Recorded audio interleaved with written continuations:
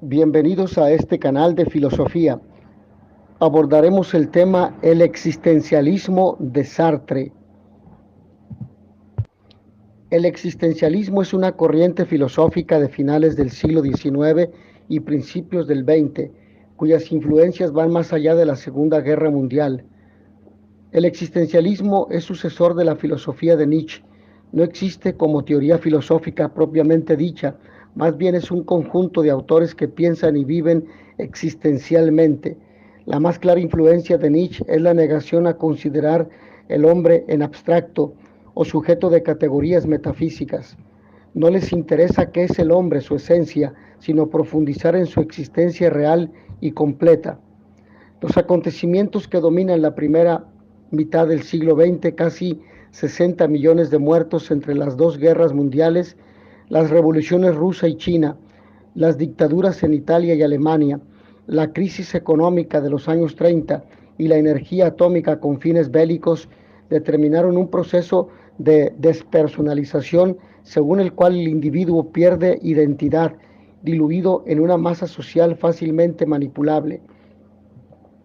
Además, las dos corrientes filosóficas predominantes al comenzar el siglo XX, idealismo de origen hegeliano y mecanicismo positivista, habían mantenido el criterio común que considera al sujeto humano como un ser pasivo, carente de esencia y personalidad completas. La respuesta existencialista es una protesta contra la despersonalización, considerando al hombre como actor de su propia historia. Quieren abandonar la actitud distante de la filosofía tradicional que analiza al hombre como espectador de los acontecimientos. El existencialismo no quiere ser objetivo ni académico. Se declara apasionadamente comprometido con el individuo.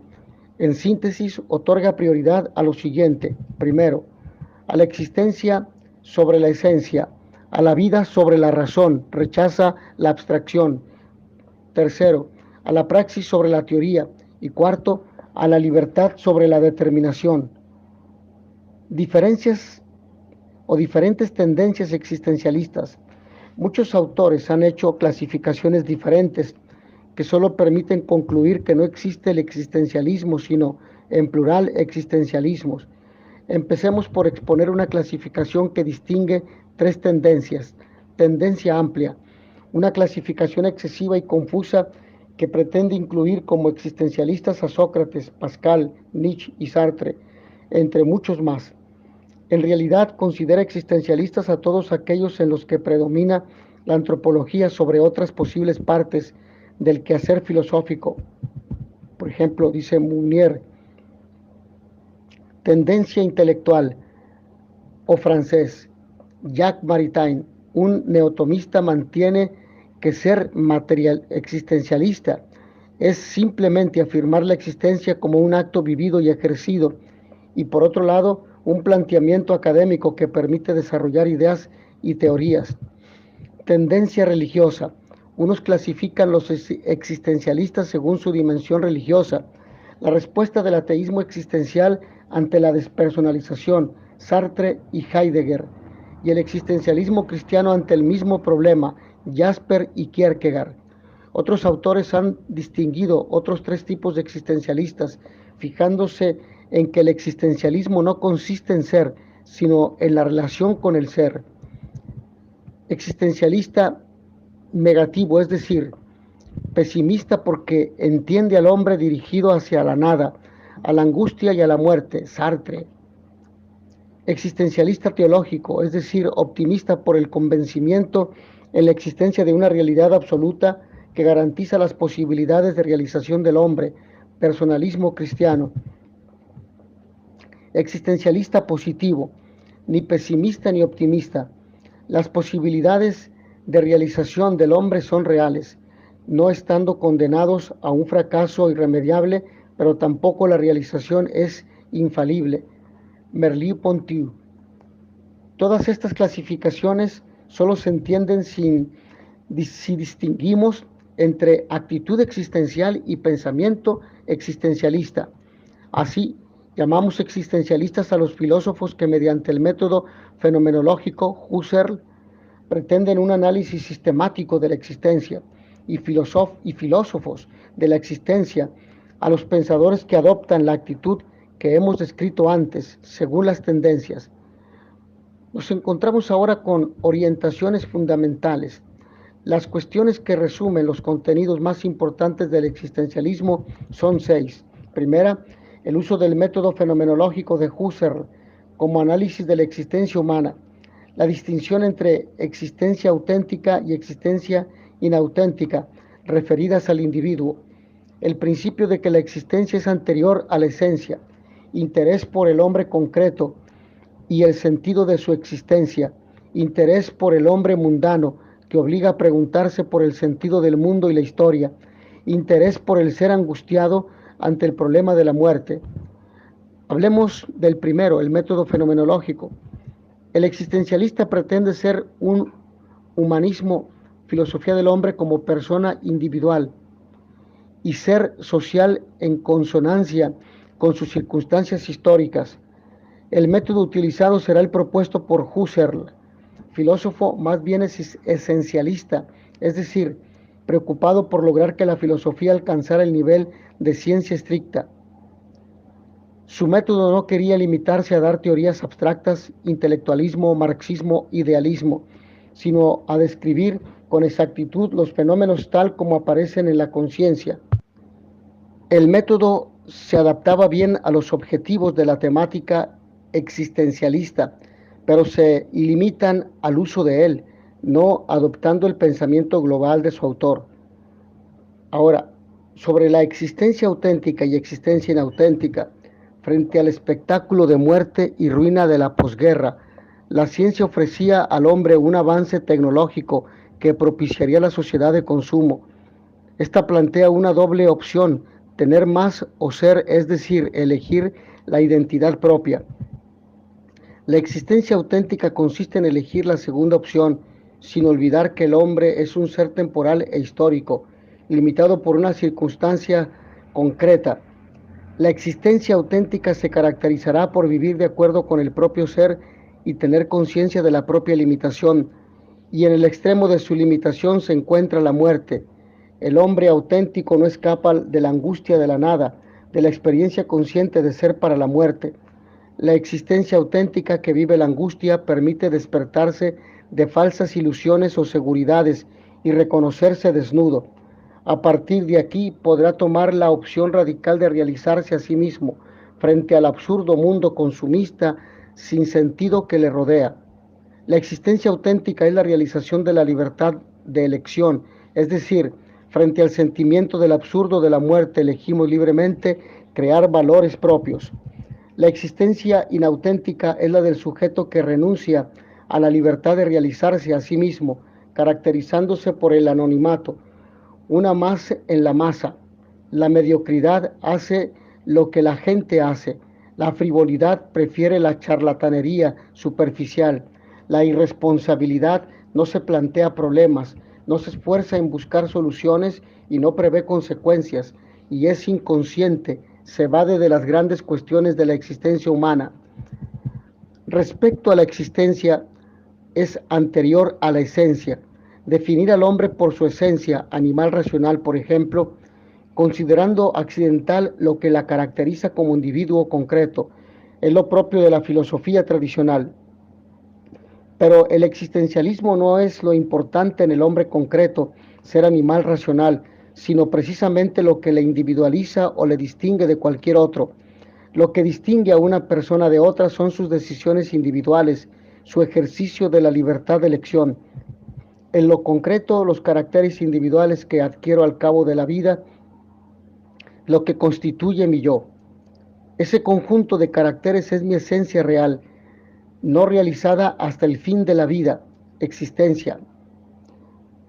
Por tanto, la existencia precede a mi esencia porque ésta solo será completada al final de aquella. Además, esto ocurre con cualquier objeto. Ahora, respecto al interés por el hombre concreto, el existencialista no está interesado por el hombre en general, sino por el existir cotidiano individual de cada hombre, el que existe de verdad y está en el mundo. El sentido de la vida humana no debe ser una generalización, sino que se trata de la orientación que cada uno queremos dar a nuestra propia vida. Cada uno elige su manera de vivir, depende de nuestra libre elección condicionada por el entorno social e histórico en el que se vive. No elegimos existir o no existir. El ejercicio de la libertad solo determina la forma de la existencia. Interés por el hombre mundano. El hombre concreto está abierto al futuro, a un abanico de posibilidades y no puede escapar de las circunstancias que lo rodean. El hombre se ve arrojado a un mundo concreto. Las cosas, las personas, las situaciones concretas condicionan la existencia real y a la vez la hacen existencia humana. Esta es un proyecto que se va realizando pagando el precio de perder muchas posibilidades que jamás serán realizadas. El hombre es actor y autor a un tiempo de su historia. Solo cuando el hombre asume esa realidad cada día, se encuentra a sí mismo y construye su existencia auténtica. Interés por el hombre angustiado, abandonado a sus propias fuerzas. El hombre concreto se encuentra desnudo, sin nada. Todas sus actividades están dirigidas a un límite no traspasable, la muerte. El hombre no puede controlar su propio tiempo y se angustia.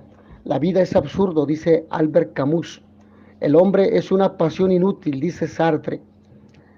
La autenticidad de la existencia humana consiste precisamente en aceptarla como su propia realidad, a pesar de la angustia. Se compromete con su mundo y su historia luchando por o contra falsos absolutos. Y estos no siempre orientados, porque nos referimos a conceptos, por ejemplo, del Estado, de la patria, de la familia, del dinero, del prestigio, etcétera, que pretenden hacerle huir de la realidad de la muerte, que le impiden realizarse como ser en el mundo. La muerte no es la última estación, como dice el tópico, no es algo que viene desde fuera, soy yo unido con mi propio fin. Yo me defino por mi fin, soy ser para la muerte. La muerte está en la estructura constitutiva de mi existencia. Respecto a su pensamiento, Sartre se caracterizó por ser el principal representante y difusor del pensamiento existencialista. Es el que más ha contribuido a su formación y desarrollo, no solo con obras de carácter filosófico, sino también con su obra literaria, con la que logró mayor influencia y difusión. Lo que más destaca de su pensamiento es su ontología fenomenológica, parte de la afirmación de que lo que existe es lo que aparece, lo que se manifiesta, el fenómeno. Lo que es lo mismo, la apariencia no se esconde, sino que revela su esencia. La esencia misma que se manifiesta se revela tal como es. Esta descripción fenomenológica le lleva a distinguir entre el ser en sí y el ser para sí. En realidad, el ser en conjunto consiste en una relación dialéctica entre estos dos polos, el ser y la nada. El ser en sí y el ser para sí. El ser en sí es el objeto, la cosa. El ser es lo que es y nada más. Es una entidad densa, encerrada en sí misma. No mantiene relación con ningún otro. No existe fuera de sí y se agota en sí mismo.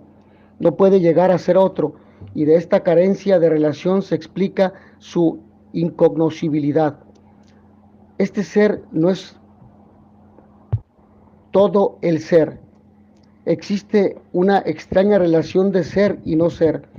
El ser para sí es la conciencia o realidad humana. Es un ser incompleto, no acabado, que ha de realizarse. Es sobre todo conciencia de la nada, puesto que puede ser de otra manera, aspira a otro ser. El ser para sí, o en el ser para sí encontramos el no ser, mientras que el ser en sí es lo que es. El ser para sí, el hombre, es un proyecto que existe en la medida que se realiza. El hombre debe romper la capacidad de ser en sí para relacionarse con el mundo, con la temporalidad concreta.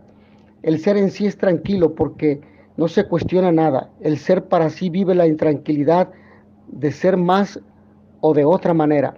Esta proyección hacia la realización es un sentimiento de vértigo que Sartre denomina náusea.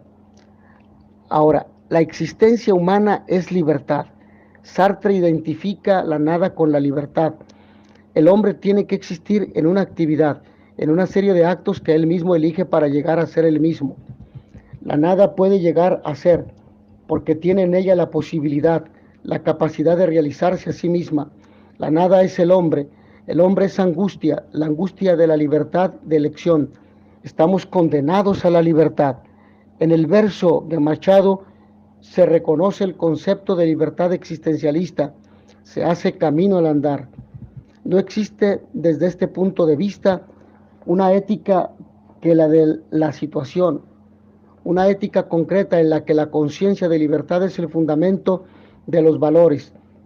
La vida no tiene sentido antes de ser vivida. No se justifican, por tanto, las morales materiales teleológicas. Respecto a la antropología, la ontología de Sartre se reduce a antropología. No cabe entender al hombre existencialmente más que como subjetividad. No es una subjetividad abstracta, el yo pienso cartesiano, sino una subjetividad en la que la existencia concreta es anterior a la esencia, una subjetividad caracterizada por el compromiso de la realización del proyecto propio. Además se entiende como intersubjetividad. Es imposible concebir el yo sin el tú. La libertad es en realidad dialéctica de libertades. La libertad de elección se enfrenta con la libertad de elección de los otros. En este contexto se entiende la frase el infierno son los otros. La contemplación del ejercicio de la libertad de otros es objetivar o cosificar al otro. Así instalamos en el orden del ser en sí a los demás. Al contrario, dialécticamente, en la mirada del otro reconozco mi esclavitud, alienación. Esto genera relaciones conflictivas que en unos casos buscan la asimilación de la libertad de uno en la del otro y en otros casos el intento de afrontar desde mi libertad la del otro. Esta lucha conlleva que la experiencia de la libertad pague el precio de la soledad. El humanismo existencialista de Sartre no toma como fin al hombre, sino que lo considera siempre fuera de sí mismo, trascendiéndose en la subjetividad intencionalidad. El hombre, ser para sí, es el legislador y creador de valores que sustituye a Dios.